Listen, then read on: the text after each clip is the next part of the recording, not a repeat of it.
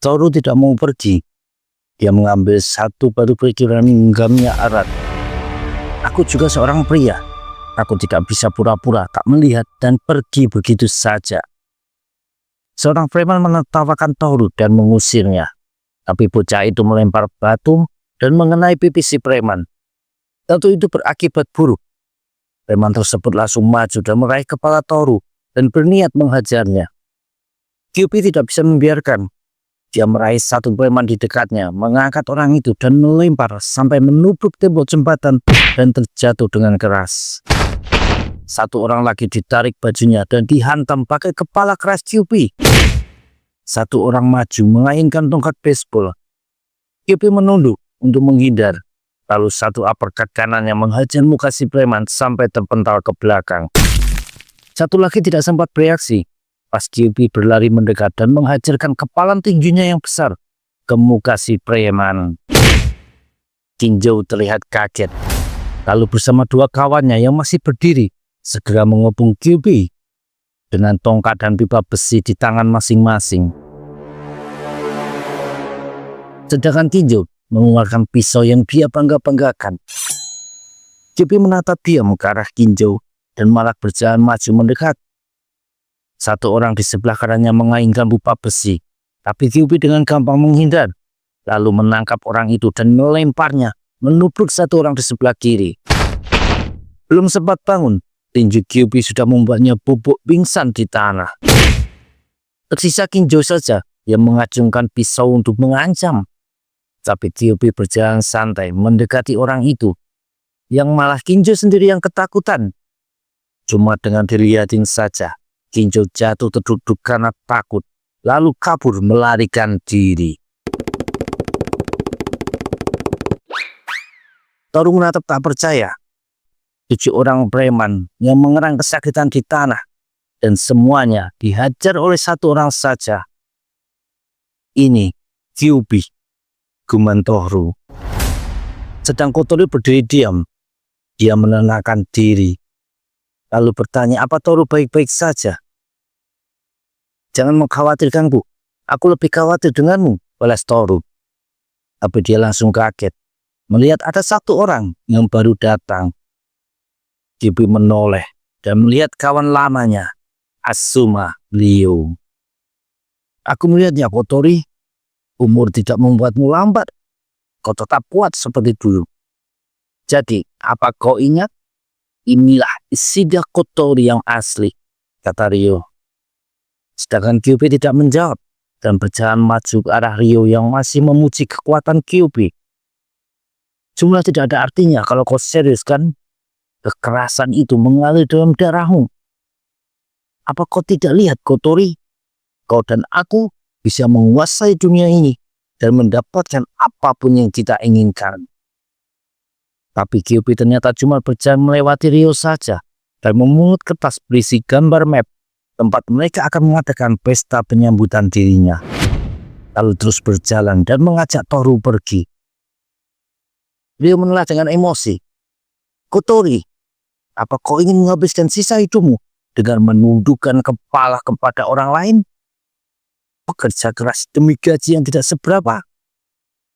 Apa yang kau kejar sebenarnya? Kyuubi berhenti berjalan, lalu menoleh ke arah Ryo. Aku kembali buat meraih kebahagiaanku sendiri. Dan SPBU itu satu langkah awal untuk melakukannya. Besok harinya, di ruang ganti SPBU, Toru menjelaskan kejadian semalam. Lalu kami berdua pulang.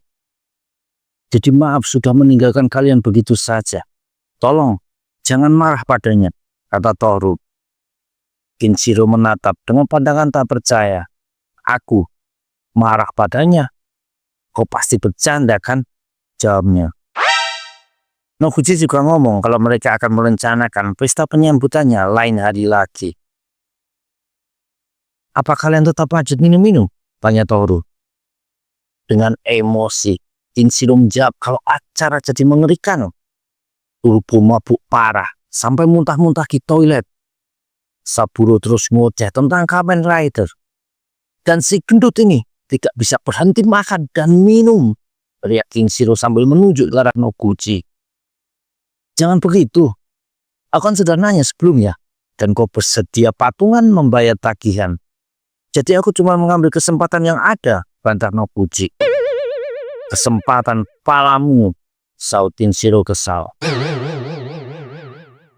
Di bar markas gengnya Asumario, ada Kinjo yang lagi kesal dan marah-marah. Dia bercerita betapa mengerikannya malam itu. Siangan itu, seandainya saja ada lebih banyak orang.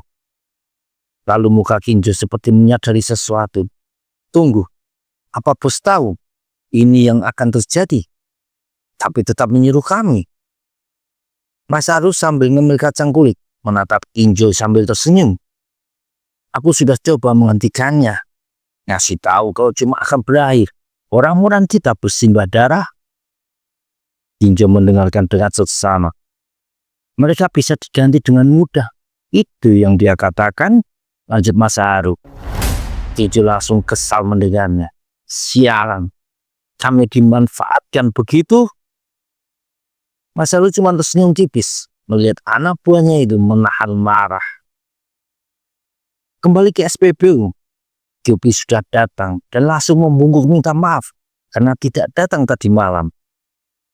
Nggak usah begitu bos, Toru sudah cerita yang terjadi kok, jawab Noguchi. Ya, kita akan mengadakannya lain kali. Benar kan Toru? Toru tersenyum mengiyakan. Tapi Noguchi, kau patungan 2 kali lebih banyak dari yang lain. Semalam kau menghabiskan selusing piring makanan, seperti menuangkan semua makanan itu ke dalam sumur, seru Kinshiro kesal. Kau berlebihan, saut Noguchi tidak terima. Kyuubi tertawa lepas melihat candaan di tempat kerjanya itu. Sementara di pinggiran sungai ada Asumario yang memakai setelan hitam dengan mantel panjangnya. Dia menghabiskan sebatang rokok sambil memikirkan jawaban dari Kyuubi semalam tentang kebahagiaan yang mau diraih sahabatnya itu. Rio berjalan pergi dan sudah ada Buntoku yang menunggu, mengabarkan kalau seseorang bernama Kawashima sudah menunggu.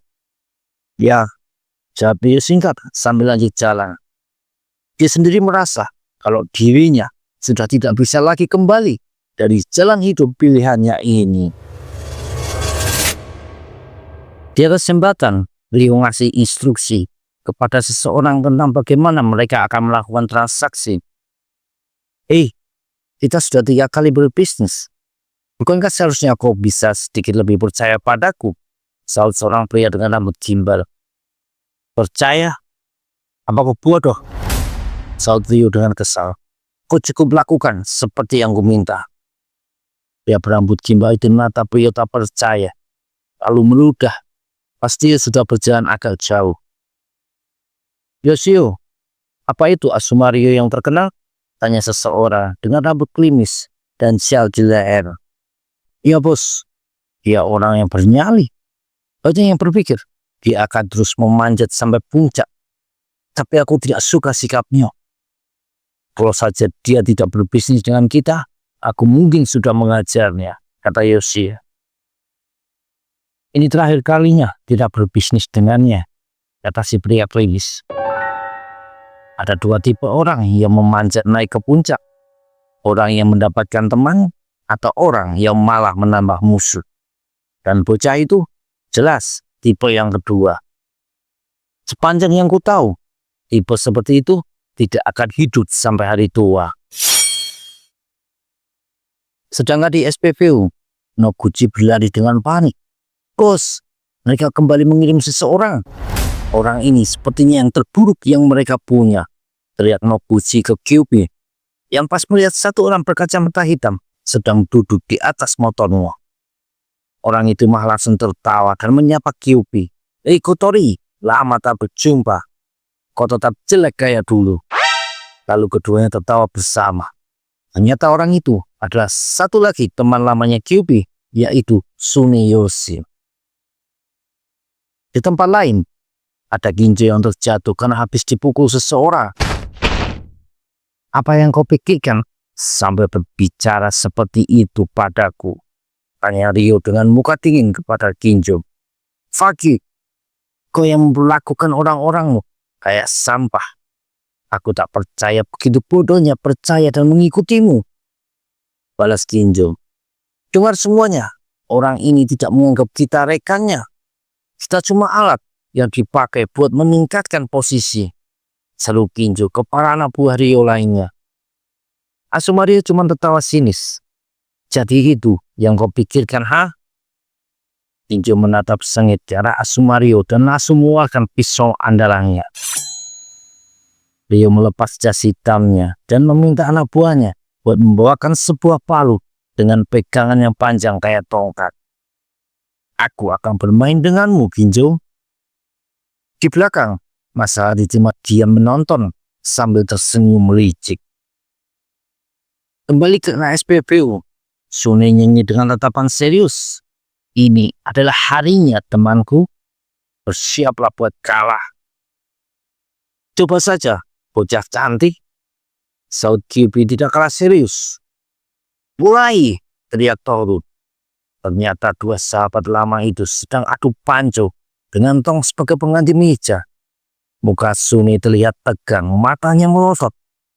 Sekuat tenaga ia coba menjatuhkan lengan Kyuubi, tapi malah punggung tangannya yang jatuh menyentuh Tong. Duh, yang mana? Kata Toru sambil mengangkat tangan kiri Kyuubi. Tidak mungkin. Aku sudah berlatih lama. Bahkan sempat jadi juara di Tokyo. Guman Sune tak percaya.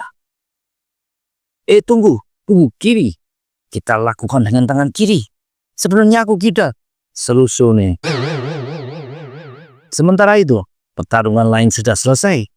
Ginjo terkapar di tanah dengan muka dan sebagian bajunya berlumuran darah. Dia memandangnya dengan tatapan dingin. Tahan tangan kirinya, kata Rio. Dan langsung beberapa anak buahnya maju. Sedangkan Buntaku terlihat terkejut dengan kelakuan bosnya ini. Rio meraih lagi palu yang tergeletak di tanah. Sedangkan Ginjo berteriak histeris. Sementara tangan kirinya sudah ditahan supaya tidak bisa bergerak. Lihat ini kalian. Kalau patuh padaku, aku akan selalu menjaga kalian. Tapi kalau kalian berkhianat, teriak Rio. Dan palu itu meluncur, meremukkan telapak tangan Ginjo. Teriakan kesakitannya membahana. Lihat ini, teriak Rio kepada semua anak buahnya. Hari menjelang sore, Sune pamit buat pergi. Bos, maaf sudah tiba-tiba mampir ya. Kita seumuran kan, jadi nggak usah sungkan manggil Kotori dengan nama depannya, oke? Kata Sune sambil merangkul King Shiro yang cuma bisa tertawa ke aku.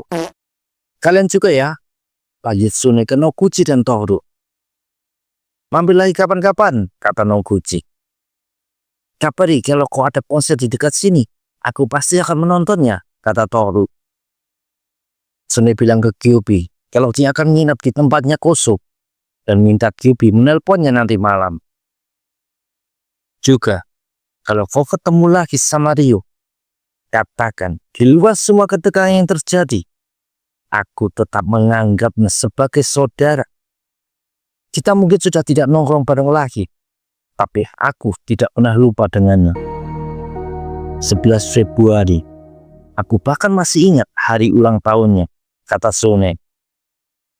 Ya, akan kusampaikan, kata Kyuubi. Lalu Sune majukan motornya menjauh. Sedangkan di jalan berbeda, ada Ginjo yang berjalan terseok-seok. Telapak tangan kirinya berdarah parah. Begitupun mukanya babak belur tak berbentuk. Aku akan membalas keparat itu, geramnya.